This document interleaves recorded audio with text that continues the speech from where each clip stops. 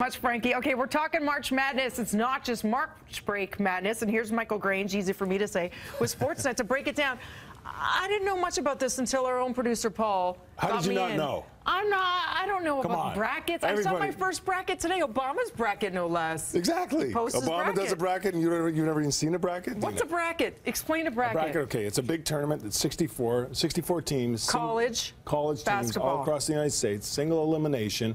And so you have 4 16-team tournaments. 4 times 16 is 64, right? Yes. And so you have to win. So the bracket is like a tournament. So you start here, the 1 seed plays the 16, the 2 plays the 15, and you keep going until... It's basically a guessing game. It's a bit of a crapshoot, let's be honest. Oscar pools is what I know. That's what makes sports exciting. It's very exciting. That's why this tournament captures the imagination of the president of the whole world. Yes. That's why every office today, everyone's hustling to get their pools in, because there's some skill. You can get excited about whatever player, or big name teams like Kentucky, but it's also exciting because it's single elimination. One loss and you're out.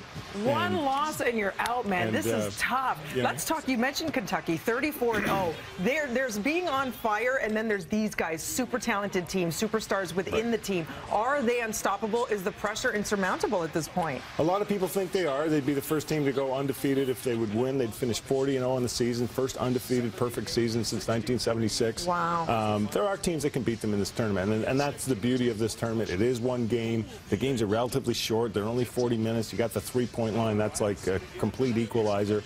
So, this year they're so good, people think that you'd be better to take Kentucky than any of the other 63 teams.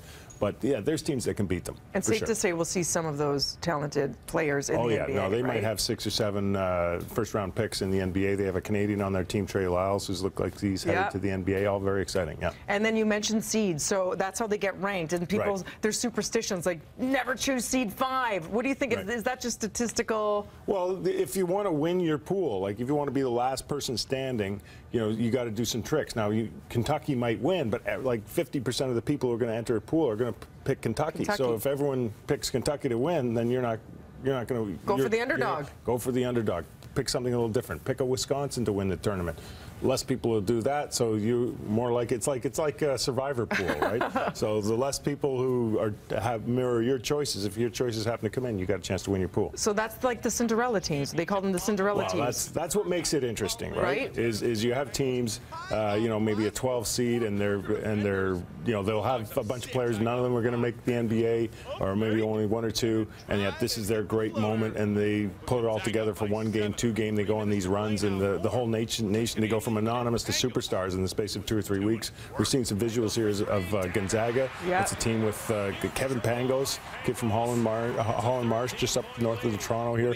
Outstanding player of the year in this conference. That's a team that could win. Enjoying their heyday right now, because a lot of them don't go on because there's only so much room for the NBA drafts, right? That's right. Yeah. Very cool. Call to action, everybody. For more March Madness coverage, check out Sportsnet.ca or try your own luck with your own bracket. Sportsnet.ca/bracket madness. It must be feasibly impossible to get a perfect score. The chances of picking it out is... Yeah, you'd be better off to get a lottery ticket. Right? Just close your eyes and pick. That's right. That's something I could do. Thank you so much, Michael. Good to see you. Pleasure. Over to Kev in the newsroom.